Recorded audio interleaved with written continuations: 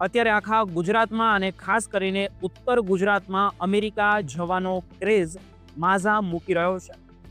ત્યારે મહેસાણા કોર્ટમાંથી એક એવો કિસ્સો સામે આવ્યો જેમણે કાયદાના જાણકારો અને સામાન્ય જનતા બંનેને વિચારતા કરી દીધા છે.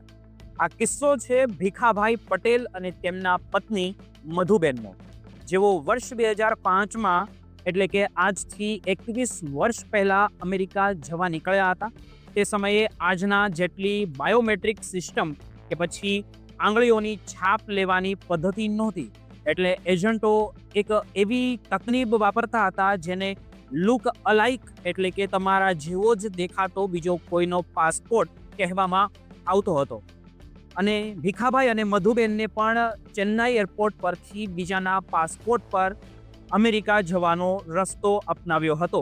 તપાસમાં સામે આવ્યું હતું કે કોઈ એજન્ટ દ્વારા તેમને એક મુસ્લિમ વ્યક્તિના અને બીજા એક વ્યક્તિના પાસપોર્ટ આપવામાં આવ્યા હતા અને આ દંપતીએ પાસપોર્ટ પર સફળતાપૂર્વક અમેરિકા પહોંચી પણ ગયું હતું.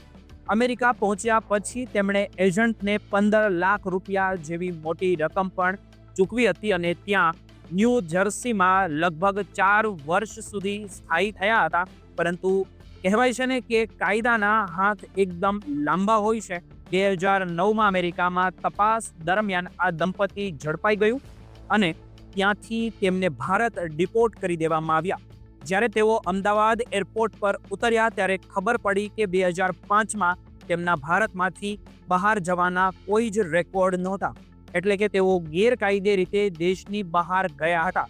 2010માં તેમની સામે મહેસાણામાં ગુનો નોંધાયો અને 15 વર્ષ સુધી આ કેસ ચાલ્યો. આ 15 વર્ષમાં દંપતીએ ઘણી સામાજિક અને આર્થિક મુસીબતોનો સામનો પણ કર્યો હશે, પરંતુ આ કેસનો ચુકાદો 2024માં આવ્યો, જેમાં કોર્ટે આ દંપતીને નિર્દોષ જાહેર કર્યા. હવે તમને પ્રશ્ન થતો હશે કે જો તેઓ ગેરકાયદેસર અમેરિકા ગયા હતા તો નિર્દોષ કેવી રીતે છૂટી ગયા?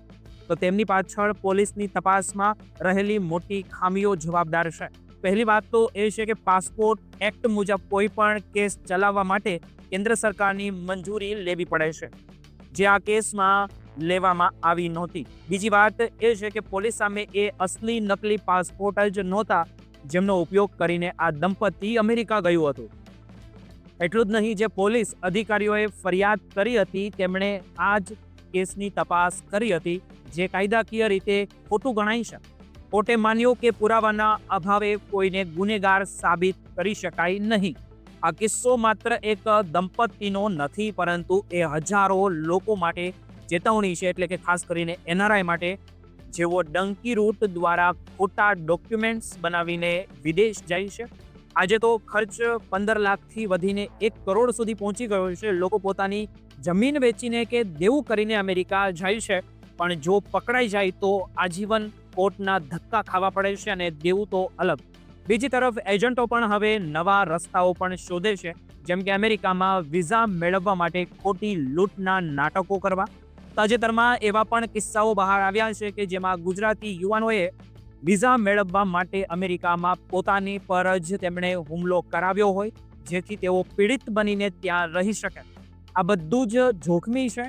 મહેસાણાનો આ ચુકાદો એ સમજાવે છે કે કાયદાની લડાઈમાં પુરાવા કેટલા મહત્વના છે, પણ સાથે સાથે એ પણ આપણે યાદ રાખવું જોઈએ કે દરેક વખતે નસીબ સાથ નથી આપતું.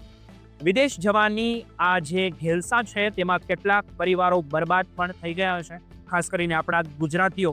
આ રિપોર્ટમાં અમે તમને એ જ સમજાવવા માંગીએ છીએ કે ગેરકાયદે રસ્તો હંમેશા મુસીબત જ લાવે છે, એટલે ખાસ તમારે ધ્યાન રાખવું જોઈએ.